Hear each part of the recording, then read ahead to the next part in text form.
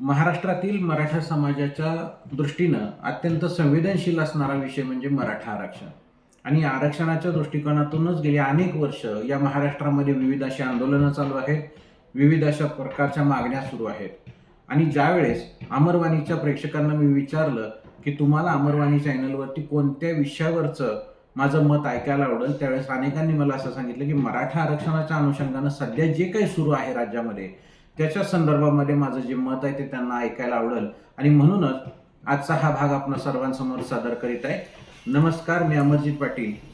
मराठा आरक्षणाचं भरकटलेलं आंदोलन हे टायटल वाचून कदाचित किंवा ऐकल्यानंतर अनेक मराठा समाज बांधवांना या संदर्भामध्ये आश्चर्य वाटेल.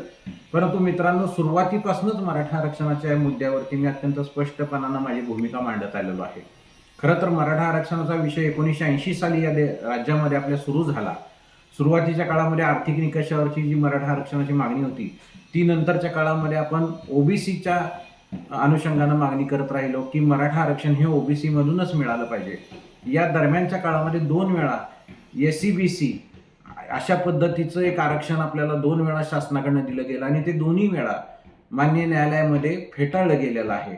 आणि आता तिसऱ्या वेळेस म्हणजे परत एकदा जरांगे पाटलांचं हे आंदोलन झाल्यानंतर मात्र वाशीमध्ये एक GR किंवा अधिसूचना आपण ज्याला म्हणूया, अधिसूचना हातामध्ये दिली गेली आणि त्या अधिसूचनेनुसार आम्ही तुम्हाला सगळे सोयरे या शब्दाचा समावेश असलेलं जे आरक्षण आहे ते तुम्हाला देऊ असं शासनानं सांगितलं. परंतु नुकतं जे अधिवेशन पार पडलं त्या अधिवेशनामध्ये मात्र शासनानं मराठा समाजाला नव्यानं परत SCBCचाच एक प्रवर्ग, वेगळा प्रवर्ग करून 10% आरक्षण दिलेलं आहे आणि आता ते सुद्धा परत न्यायालयामध्ये चॅलेंज झालेलं आहे. खरं तर हा जो सगळा भाग आहे की आरक्षण देणं ते कोर्टात चॅलेंज होणं, या संदर्भात याच्यापूर्वीच्या अनेक व्हिडिओमध्ये मी सांगितलेलं आहे की हे आरक्षण जरी दिलं गेलं असलं तरी ते चॅलेंज होणार आहे. परंतु या निमित्तानं हे आज ज्या टप्प्यावरती आपण आहोत, ह्या नेमकं जरांगे पाटलांच्या आंदोलनामुळं मराठा समाजाच्या हाती काय लागलं आणि मराठा समाजानं काय गमावलं याचा जर आपण साकल्यानं विचार केला तर आपल्याला असं लक्षात येतं की जरांगे पाटलांच्या आंदोलनामध्ये जर आपण काय मिळवलं असेल जर असं पाहायला गेलं तर बऱ्याच जणांचं असं म्हणणं आहे की जरांगे पाटलांच्या आंदोलनामुळं ज्या दडपल्या गेलेल्या कुणबीच्या नोंदी होत्या त्या प्रचंड प्रमाणामध्ये बाहेर आल्या. परंतु मित्रांनो, ह्या नोंदी जरी बाहेर मिळालेल्या असल्या तरी त्याच्या समोरचे प्रश्न अत्यंत नंतर गंभीर झालेले आहेत आणि एकूणच मराठा समाजाच्या आरक्षणाची जी वाट आहे ती पहिल्यापेक्षा अधिकची खडतर आणि अडचणीची या आंदोलनाच्या निमित्तानं निर्माण झालेली आहे. याला कारणीभूत एकतर स्वतः जरांगे पाटलांचं कायद्याविषयक आणि आरक्षण या संकल्पनेच्या संदर्भात जी त्यांना स्पष्टता हवी होती किंवा पाहिजे होती ती नसल्याचं एक कारण आपल्याला या ठिकाणी दिसून येतंय. त्यांच्यासोबतचे जे कोणी वकील मंडळी आहेत किंवा त्यांच्यासोबतचे जे कोणी सल्लागार आहेत त्यांनी नेमकं त्यांना काय सल्ला देतात आणि कशा पद्धतीने हे आंदोलन चुकीच्या दिशेनं जात आहे हे आपण आता सातत्यानं पाहतोय. कारण का मी हे चुकीच्या दिशेनं जातंय का म्हणतोय तर सध्या राज्य शासनानं आपल्याला जे मराठा समाजासाठी 10% आरक्षण दिलेलं आहे तर त्या आरक्षणाच्या अनुषंगानं कुठली ह्या पद्धतीची म्हणजे सर्टिफिकेट देण्याची कारवाई, प्रमाणपत्र देण्याची कारवाई राज्यस्तरावरती कुठंही सुरू नाहीये. ही सुरू नसल्यामुळे नेमका गोंधळ काय झालेला आहे तर नेमकं याच दरम्यान 16,000 लोकांची पोलीस भरती, पोलीस शिपाईच्या भरतीची एक शासनानं भरती काढलेली आहे. म्हणजे आता जे मराठा समाजाची लोक आहेत, मराठा समाजाची जी तरुण मुलं आहेत त्यांच्याकडे मराठा समाजाचं सर्टिफिकेटच सध्या उपलब्ध नसल्यामुळं ही सर्व मुलं, मराठा समाजाची मुलं या 16,000च्या पोलीस भरतीपासून वंचित राहणार आहेत. दुसरी बाब अशी की या मुलांना EWS मधून तिथं जाता येणार आहे का तर तसंही तिथं जाता येणार नाही. कारण का ज्या क्षणाला या राज्यामध्ये मराठा आरक्षण लागू झालं त्या क्षणापासून मराठा समाजाचा EWSचा जो हक्क होता तो पूर्णतः नाहीसा झालेला आहे किंवा त्यातून मराठा समाज हा बाहेर फेकला गेलेला आहे. म्हणजे इकडं आड इकडं विहीर अशा पद्धतीनं द्विधा मनस्थितीमध्ये किंवा एक प्रचंड अडचणीमध्ये मराठा समाज आणि मराठा युवक या ठिकाणी सापडलेला आहे. परत 10%चं जे आरक्षण आहे, कदाचित उद्या हे जे सर्टिफिकेट दिले जरी आणि भरती जरी झाली तरी काल परवा न्यायालयानं एक निरीक्षण असं नोंदवलेलं आहे, मुंबई हायकोर्टानं निरीक्षण नोंदवलेलं आहे की हे जे आरक्षण आहे हे जे आमच्या अंतिम निर्णयावरती अवलंबून असणार आहे हे सरकारनं आणि याचिकाकर्त्यांनी लक्षात ठेवावं असं त्यांनी एक निरीक्षण नोंदवलेलं आहे. म्हणजे मराठा समाजाच्या युवकांच्या आणि समाजाच्या डोक्यावरती या 10% आरक्षणाची ही जी टांगती तलवार आहे ते कुठल्याही क्षणाला रद्द होऊ शकतं. अशा पद्धतीचं एक अडचणीच्या या सगळ्या पूर्ण चक्रामध्ये मराठा समाज आपल्याला अडकलेला दिसून येतोय. आणि एक आपण या आंदोलनाच्या बाबतीत लक्षात घेतलं पाहिजे की मराठा आरक्षणाचं आंदोलन, जरांगे पाटलांचं जे काय आंदोलन आहे ते आता मराठा आरक्षणाचं आंदोलन हे सामाजिक न राहता हे पूर्णतः राजकीय आंदोलन झालेलं आहे, हे आपण लक्षात घेतलं पाहिजे.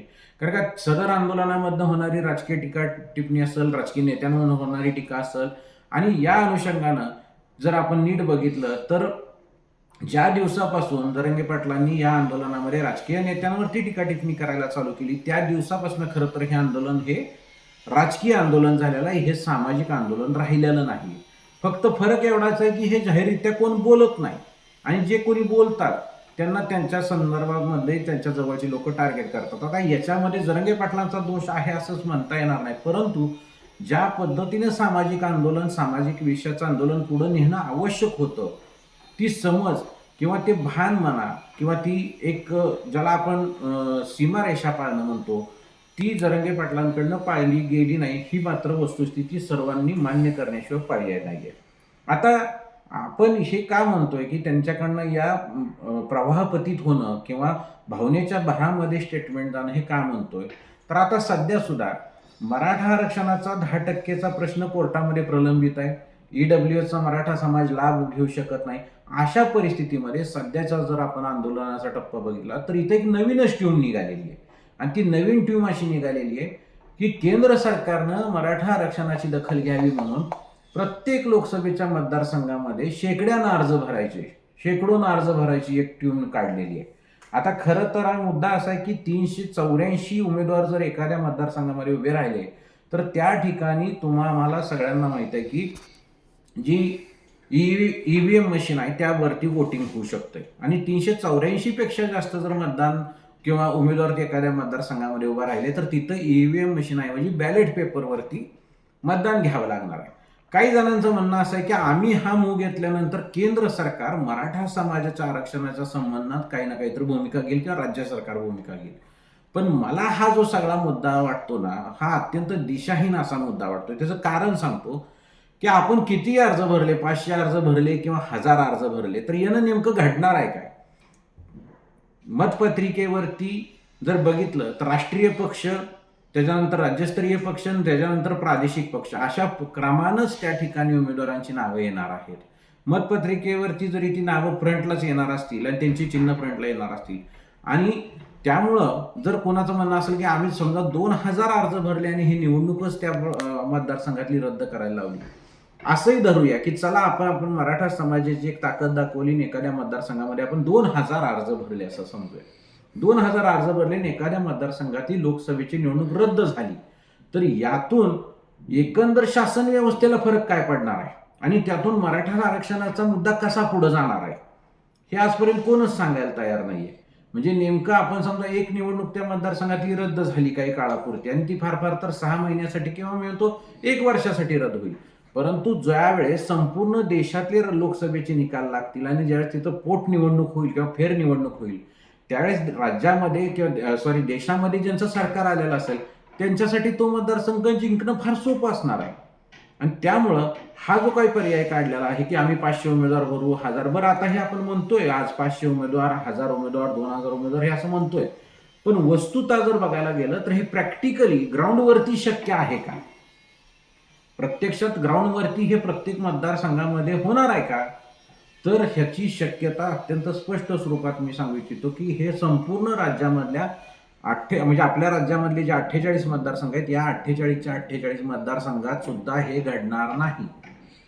फार तर एखाद्या जिल्ह्यामध्ये उमेदवारांची संख्या तिथं 100-500 पर्यंत जाऊ शकेल. त्यात सुद्धा किती जणांचे अर्ज टिकतात, किती जणांचे त्याच्यामध्ये रद्दबातल होतील, हाही विषय. भावनेच्या भरात जे काय आपण निर्णय घेतोय त्याच्यामुळं. आणि लक्षात घ्या, या सर्व मुद्द्यांचा आणि मराठा आरक्षणाच्या मुद्द्याचा काडीचाही आता संबंध राहिलेला नाहीये. हे पूर्णतः पॉलिटिकली आंदोलन झालेलं आपल्याला लक्षात येतंय. म्हणजे आता त्याच्याही पुढे जाऊन मी असं सांगू इच्छितो की आपला सगळ्यांचा जो आग्रह आहे किंवा जरांगे पाटलांचा जो आग्रह आहे की सगळे सोयरेचा कायदा करा, तर सगळे सोयरेच्या कायद्याच्या संदर्भामध्ये सुद्धा मराठा समाज बांधवांनी एक बाब अत्यंत लक्षात घेतली पाहिजे. सगळे सोयरेचा जरी GR निघाला आणि कायद्यामध्ये त्या शब्दाचा समावेश केला गेला तरी सुद्धा सध्या असणाऱ्या आरक्षणाचा जो काही कायदा आहे, ओबीसीच्या आरक्षणाचा कायदा असू द्या किंवा आपल्याला 10% जे आरक्षण दिलं त्याचा कायदा असू द्या, त्याला काडीचाही फरक पडणार नाही.